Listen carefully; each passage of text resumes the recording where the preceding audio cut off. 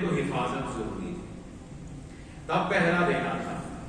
یہ زندگی ایک کھیت ہے، زندگی ایک کھیت ہے، اور یہاں ایمان دانے کی شکل میں ہے. اس کھیت کے اندر جو ایمان ہے اس کی حفاظت کرنا ضروری ہے، اور اگر حفاظت کر لی تو بچ گئے، دانے بچ جائیں گے، ورنہ چڑیاں چگ دیں گی. چڑیاں کیا ہے؟ چڑیاں انسان کی خواہشات. یہ زندگی کا لالچ ہے، جو زندگی کا حرص ہے وہ چڑیوں سے تشبیہ دی گئی. محاورہ آپ بڑوں سے سنا ہے، بزرگوں سے، لیکن تشریح میں آپ سے عرض کر دیتا ہوں. انسان کا جسم کیا ہے؟ ایک کھیت ہے. کیا ہے؟ کھیت ہے. ایمان اس کی دولت ہے جس کو دانوں سے تشبیہ دی گئی. ٹھیک ہے.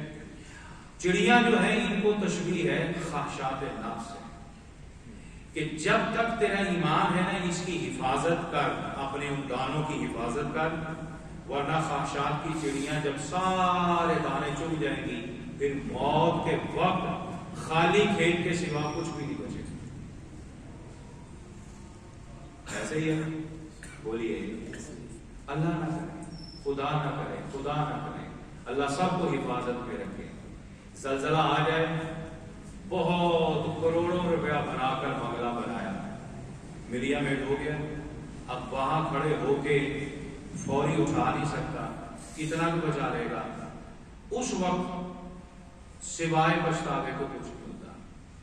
زندگی جو ہے یہ ایک زمین ہے، زندگی جو ہے یہ جسم ایک بنا ہوا بنگلہ ہے، بنا ہوا بنگلہ ہے، اور بنگلے کی حفاظت کرو، لیکن خواہشات کا جب زلزلہ آ جائے تو پھر پچھتاوے کے سوا آگے سمجھ پائیں.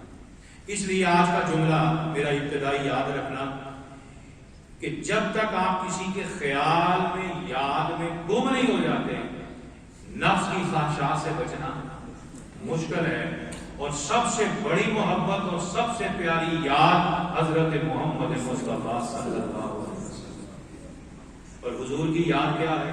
حضور کی ذات پہ درود و سلام. کیا ہے؟ درود و سلام ہے.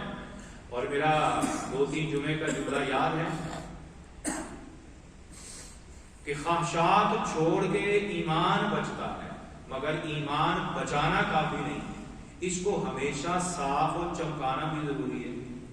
اور ایمان چمکتا کس سے؟ درود پاک سے. کس سے چمکتا ہے؟ درود پاک سے چمکتا ہے. میرے آقا کریم صلی اللہ علیہ وسلم کی وہ حدیث